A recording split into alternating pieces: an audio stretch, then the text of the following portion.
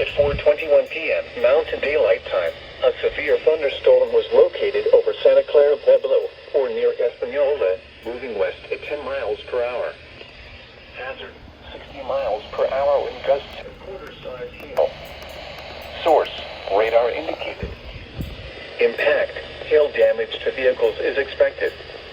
Expect wind damage to roofs, siding, and trees.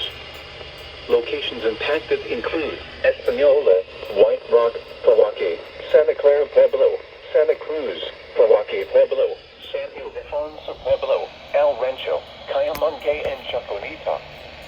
Move to an interior room on the lowest floor of a building. Torrential rainfall is occurring with this storm and may lead to flash flooding. Do not drive your vehicle through flooded roadways. Accumulations of hail on roads can create very slick and hazardous driving conditions. Repeating, a severe thunderstorm warning has been issued until 4:45 p.m. Mountain Daylight Time for the following counties in New Mexico: Rio Arriba and Santa Fe.